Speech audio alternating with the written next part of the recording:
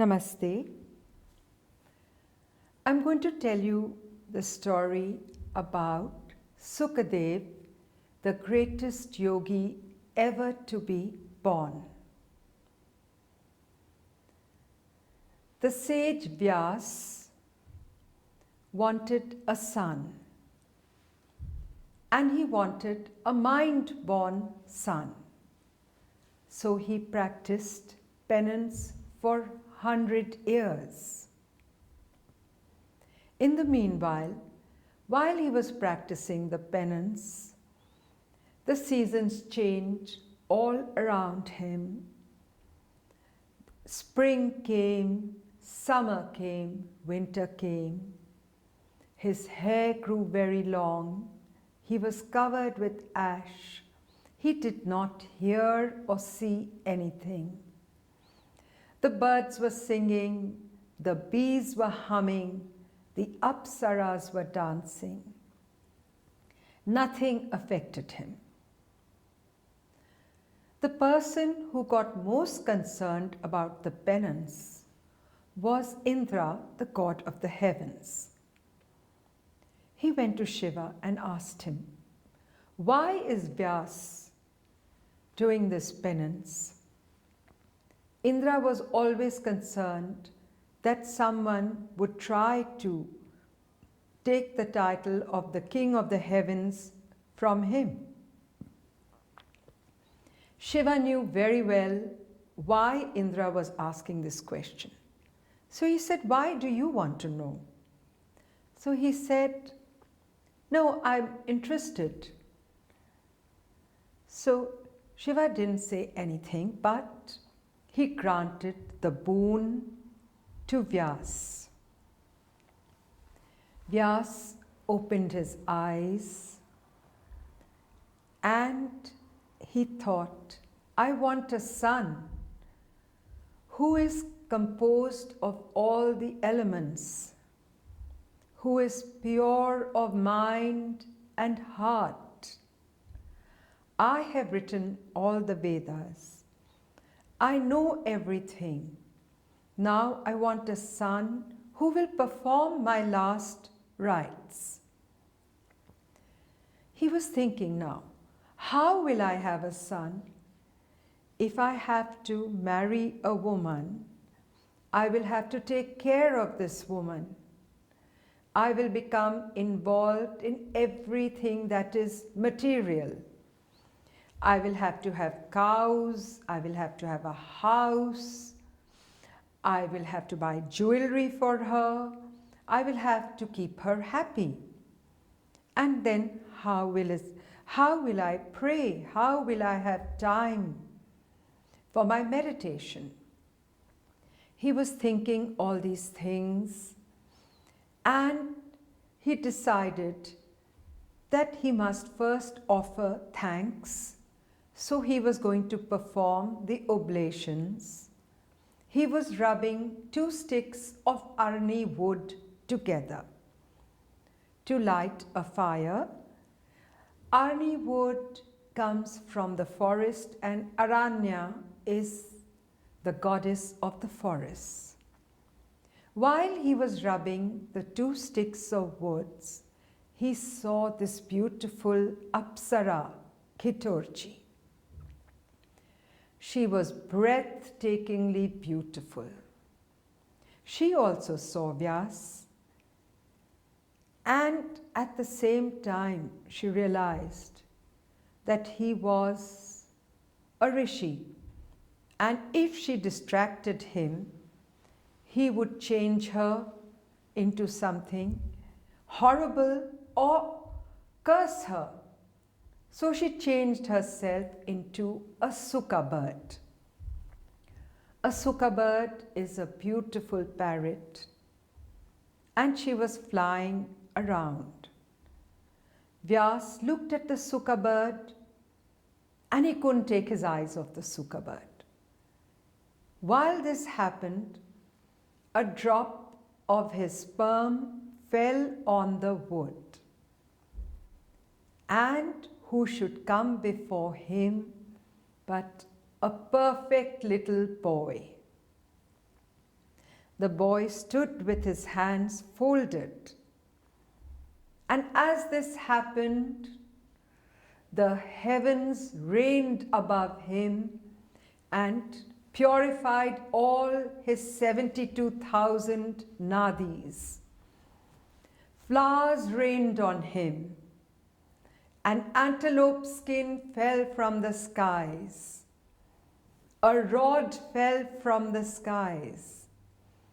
And the boy stood in front of Vyas. And Vyas said, "You are my mind-born son, and your name is Sukadev."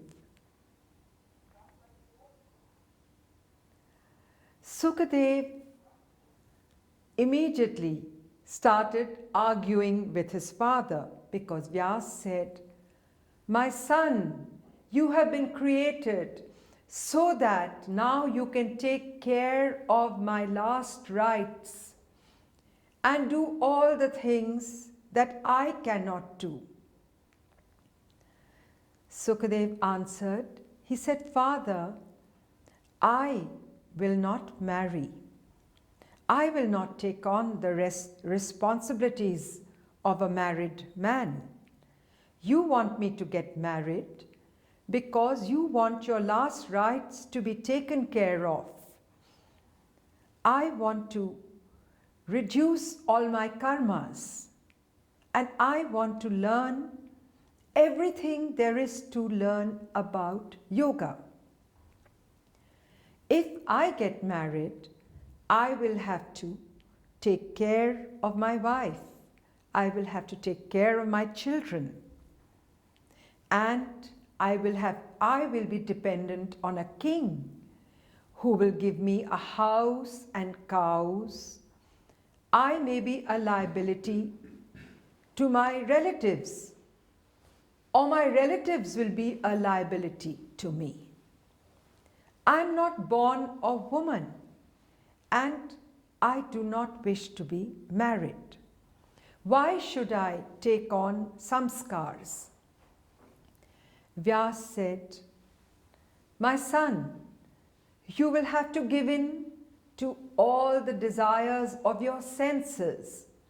What you see, what you hear, what you feel, what you eat. And it is better to do that early than to do it later." Sukadev answered, he said, "Look at Brahma. He is the creator. Yet he fell in love with his own daughter. Vishnu is the Lord of preservation, but he is always protecting and saving people.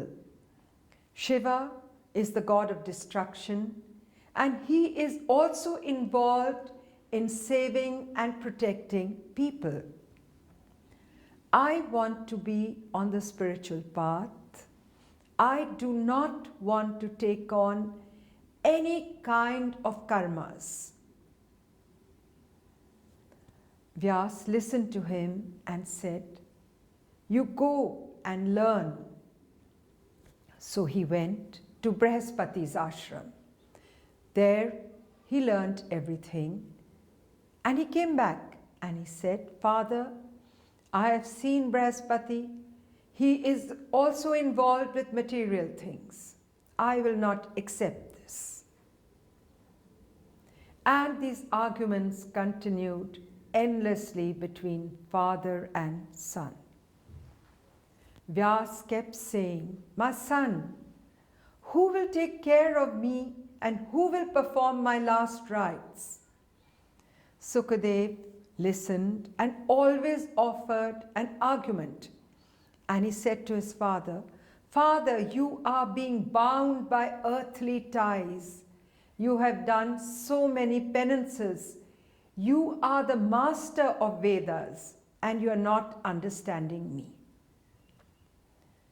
Now Vyas said, "Son, go and visit King Janak." So Sukadev left.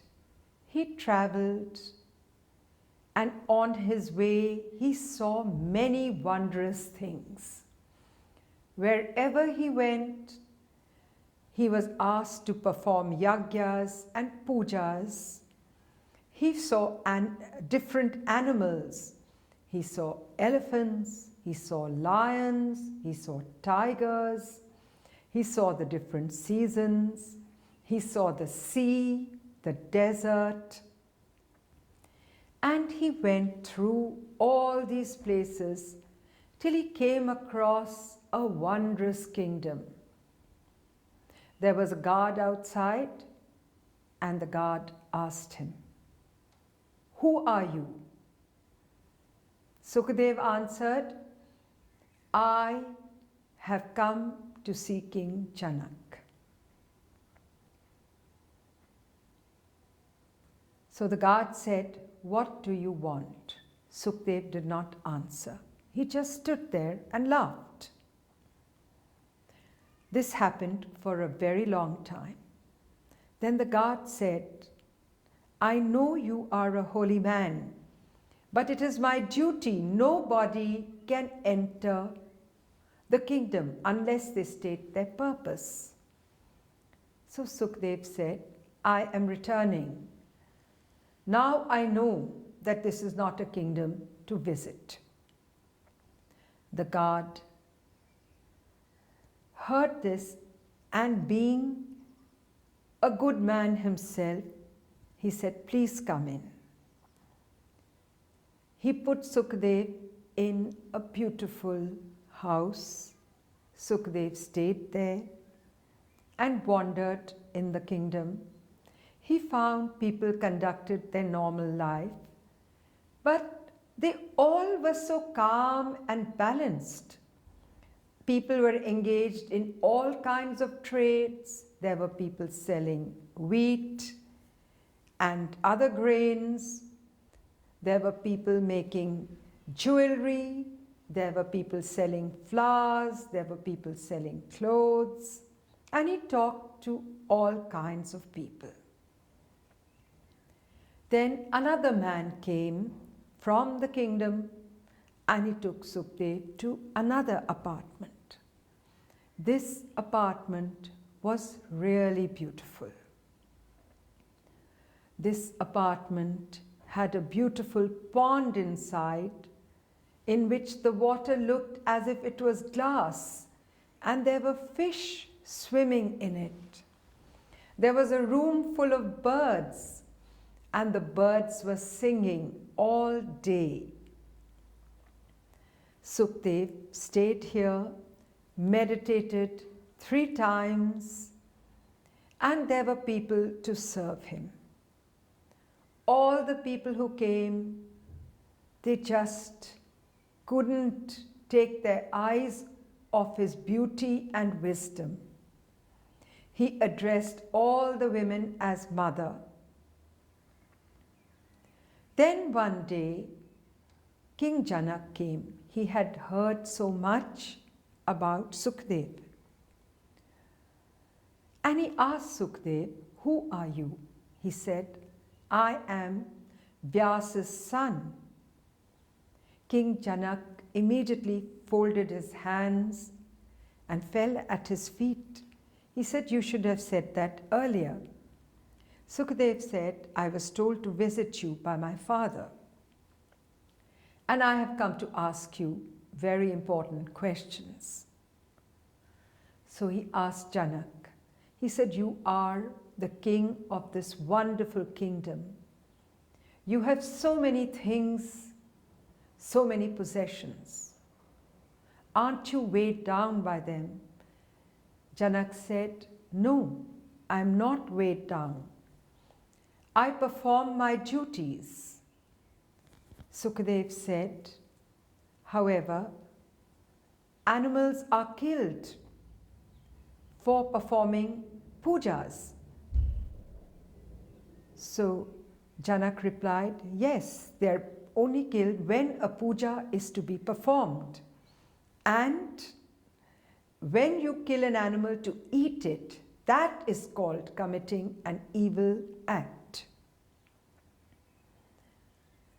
Then he said to Sukadev, when you go into the forest, you will have your antelope skin, you will have your staff, and you will have to take care of this. So these are your responsibilities. And all the animals in the forest will be around you. So Sukadev understood this and he said, "Thank you," went back to Vyas and agreed to get married. He got married to another sage's daughter. He had 4 sons and a daughter. And then he left. He went to the mountains to practice meditation. Vyas was unhappy, but Shiva comforted him and said, "Vyas, you are the father of the greatest yogi on the universe." And that is how we always think of Sukadev as being the greatest yogi. Namaste.